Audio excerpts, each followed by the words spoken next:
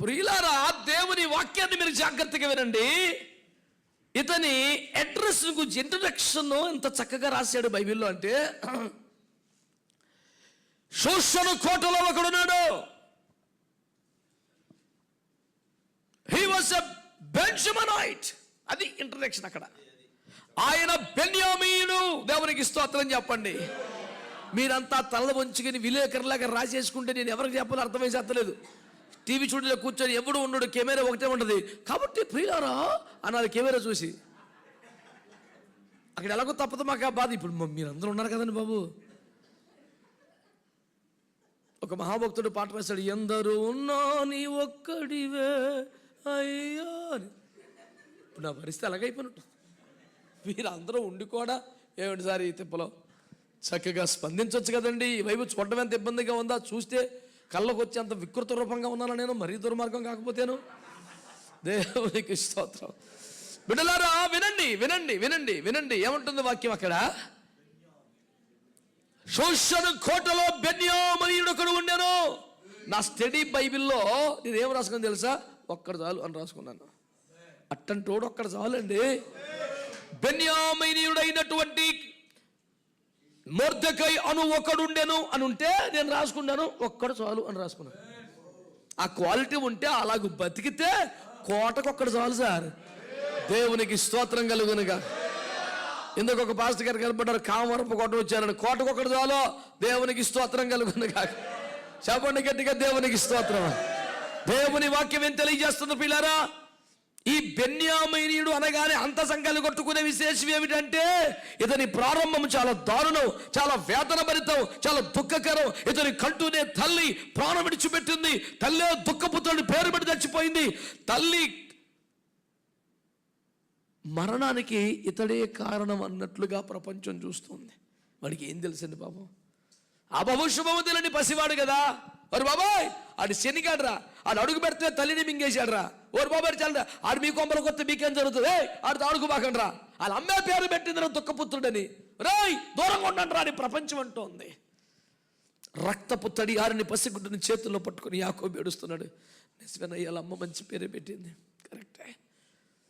ఒక్క చుక్కైన తల్లిపాలు తాకుండా, ఒక్క క్షణమైన తల్లి పొత్తిలలో పడుకోకుండా ఉండడం కన్నా ఇంకా దురదృష్టం ఏంటి? దుఃఖం కాకపోతే ఏంటి? అమ్మ లోటును ఎవడు పూడ్చలేడు. అందుకని వాడు దుఃఖపుత్రుడే. ఆ ఏడుపును మేము ఆపలేము. ఆ ఏడుపుతో మాకు బాధే. వాడి మట్టికి వాడు దుఃఖపుత్రుడే, మాకు దుఃఖపుత్రుడే. బాగానే పెట్టింది పేరు. కానీ ఒకని జీవితం, ఒకని ప్రారంభం దుఃఖముతో ఓటమితో ఉన్న అలాగే చావక్కర్లేదుగా. వాడిని నీ కుడి చేతి పుత్రుడిగా చేసుకోవచ్చుగా అయ్యా అని ఏడుస్తాడు యాకోబు. నా దేవుడికి ఒక మంచి పేరు చెప్పనా? ఆమేన్ అనువాడు. అనండి, ఏం పేరండి ఆయన పేరు? నువ్వేమంటావు మోకరించి? ప్రభువా నన్ను కాపాడుతావయ్యా, నన్ను కాపాడుతావయ్యా. ఏమంటాడు అప్పుడు ఆయన? పౌలు గారు పలికిన ఒక మాట నాకు పిచ్చి పిచ్చి ధైర్యం కలిగించి అప్పుడప్పుడు చెప్పుకుంటాను నేను. ఆయన రాకడ దినం వరకు మన ప్రాణాత్మ దైక్యములను నిందారహితముగా కాపాడుటకు ఆయన నమ్మదగినవాడు. కాపాడుకోండి రా అని చెప్తే కరెక్ట్. అసలు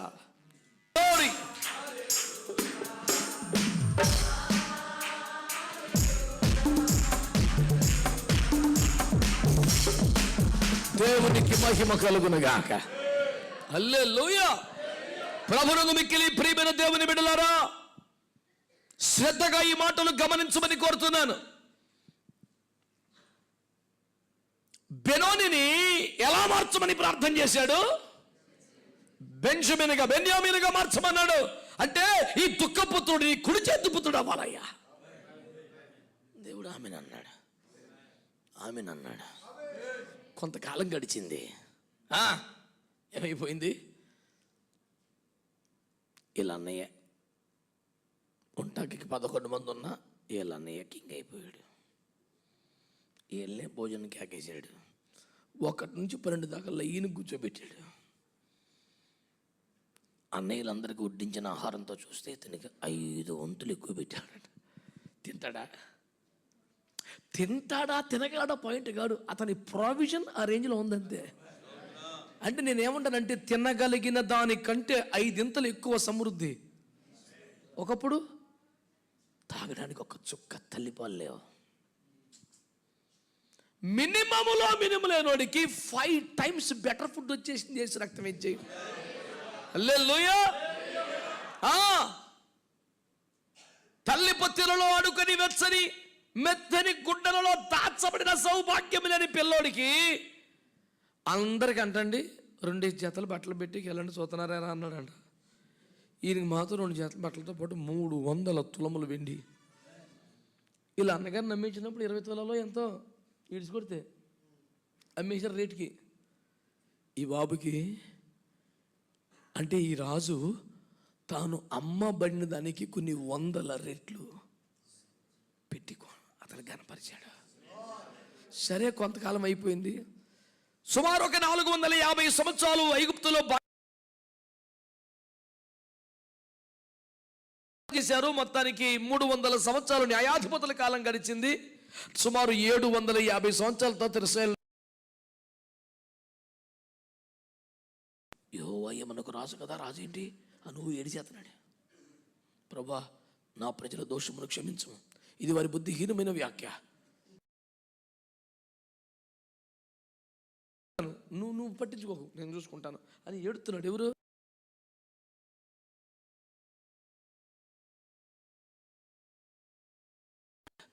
నేను ఒప్పుకోలేను, ఎవడు పడతాను నీ ప్లేస్లో నేను ఎట్లా ఊహించుకుంటా, నా వల్ల కాదు, కుదరదు. నీ స్థాయి ఎవరికి ఉంటుంది? నీ ప్లేస్లో ఎవరిని పెట్టను నేను, నా వల్ల కాదు అని చెప్పంటే అందరికన్నా చిన్నవాడు కూడా ఉన్నాడు అని పెట్టి అన్నాడు. ఆడెవడు అంటే విలువిద్యలో భీకరమైన వాడు, యుద్ధములో బీభత్సమైన వాడు, కత్తి పట్టుకుంటే 1,00,000 మంది చంపుతాడు. అంత సీనియర్లు 2 గాడిదలు పోతే ఎత్తుక్కులేని ఉన్నాడు. పోనీ పెడితే సరైన పెట్టాను నేను, ఎందుకంటే వాళ్ళ తాతకు మాట ఇచ్చాను నేను, పెట్టు స్తోత్రం చెప్పండి గట్టిగా. ఆ ప్రార్థన చేసిన యాకోబు గారు ప్రభు సన్నిధికి వెళ్ళిపోయారు, చేయించుకునే బెన్యామీనికి వెళ్ళిపోయారు. కానీ ఆ బెన్యాను మీద ఉన్న పలకబడ్డ ప్రార్థన, కార్చబడ్డ కన్నీరు, చేయబడ్డ ప్రార్థన ఉండిపోయింది. ఒక సామాన్యమైన వాడు, సాధారణమైన వాడు, అణగారిపోయిన వాడు, ప్రతి వాని చేత తృణీకరించబడిన వాడు అకస్మాత్తుగా ఈ రేంజ్కి ఎలాగొచ్చాడంటే, నేను చెప్పదలుచుకున్న ఎన్నో విలువైన పాయింట్స్ ఉన్నాయి. కానీ నా మొదటి మాట, తన పితరుల నుండి, తన తల్లిదండ్రుల నుంచి చేయబడిన ఒక ప్రార్థన ఆశీర్వాదం ఆ అబ్బాయి మీద ఉంది. స్తోత్రం చెప్పండి. ఆ సౌలు మీద మాత్రమే కాదు, ఈ మొర్దెకై మీద మాత్రమే కాదు, అపోస్తలుడైన పౌలు కూడా బెన్యామీను గోత్రికుల సంగతి. అంటే బెన్యామీను గోత్రం మీద ఎక్కడ బెన్యామీను, ఎక్కడ పౌలయ్య గారు? 100 తరాలు, 1000 సంవత్సరాలు కృపలాగా కొనసాగుతుంది. ప్రార్థించే తల్లిదండ్రులుంటే, ప్రార్థించే దైవజనులుంటే, ప్రార్థించే దేవుళ్ళుంటే ఎంత ఘనత, ఎంత ఘనత. కొన్ని సంవత్సరాల క్రితం ప్రభు నాకు ఈ విషయాన్ని బయలుపరిచినప్పుడు చాలా సభల్లో ప్రకటించాను.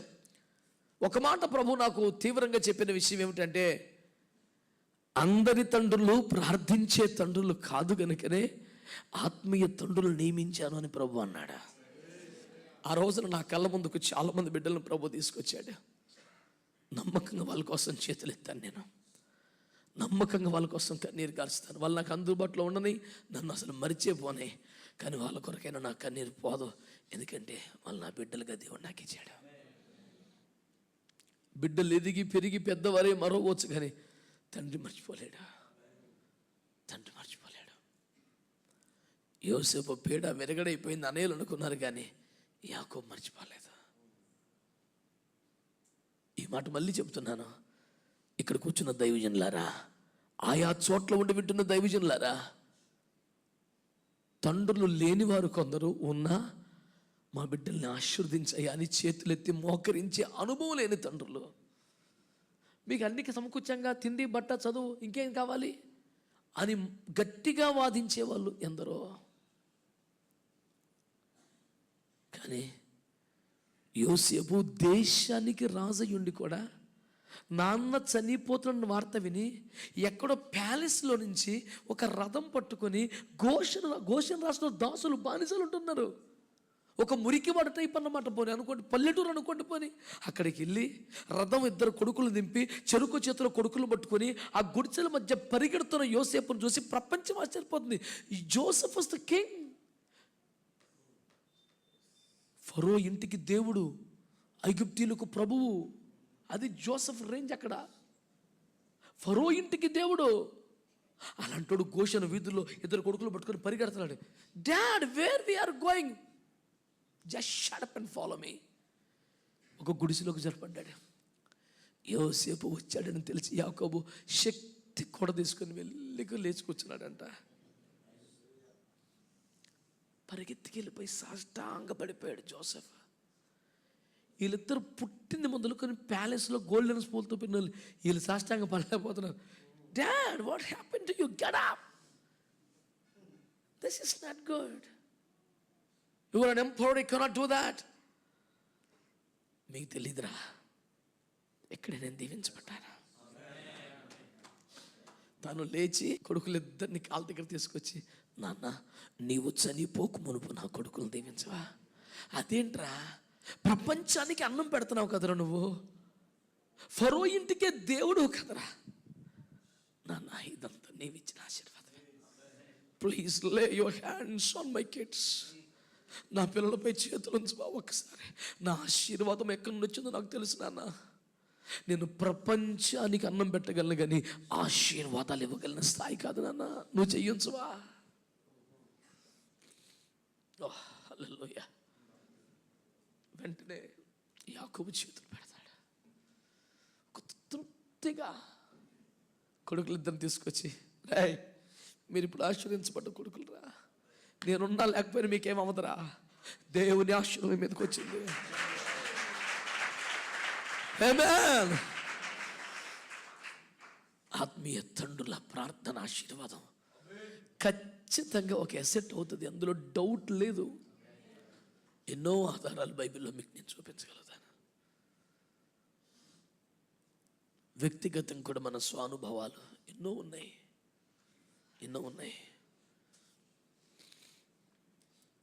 ఎక్కడ చూసిన మొర్దెకాయ ఈ ఇంటర్ బాబు వెనకాల ఏముందంటావు? లోకస్తులైతే వాడి జాతకం బాగుంది, లోకస్తులైతే నక్కం తొక్కొచ్చాడు, ఆ టైం అలా కలిసి వచ్చింది. ఇలాంటి లౌకికమైన మాటలు వాడతారా? కానీ బైబిల్ ప్రకారం నేను మీకు జ్ఞాపకం చేస్తుంది, అతడు ఒక ప్రార్థించే కుటుంబంలోంచి వచ్చాడు.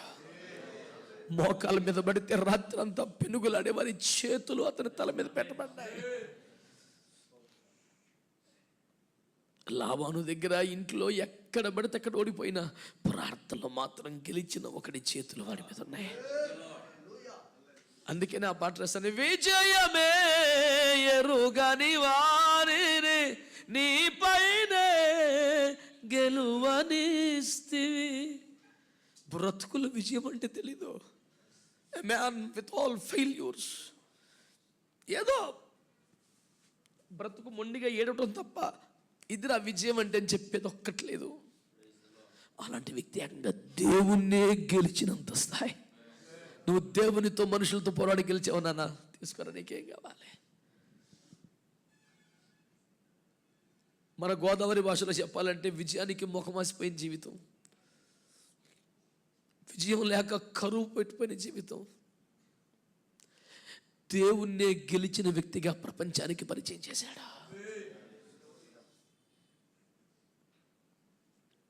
If king decides, that's it, ఇంకేం చెయ్యక్కర్లా. ఆయన తలుచుకుంటే అలాగవుతుంది.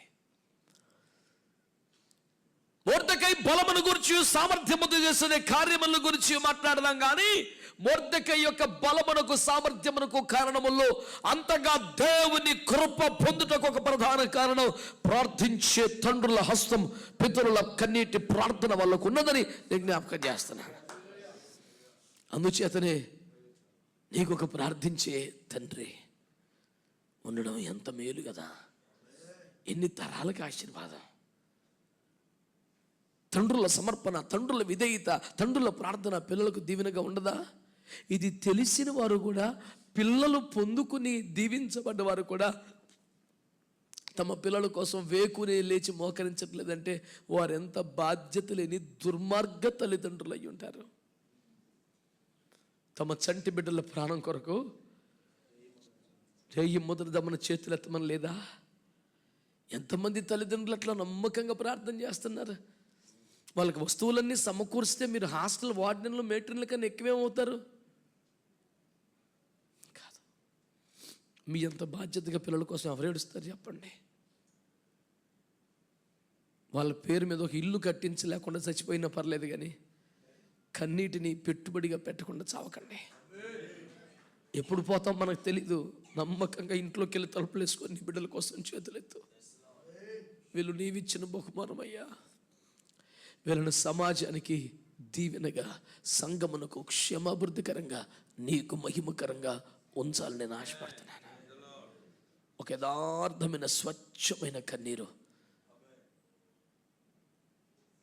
మీరు పిల్లల కోసం విడిస్తే అది గొప్ప ఆశీర్వాదం.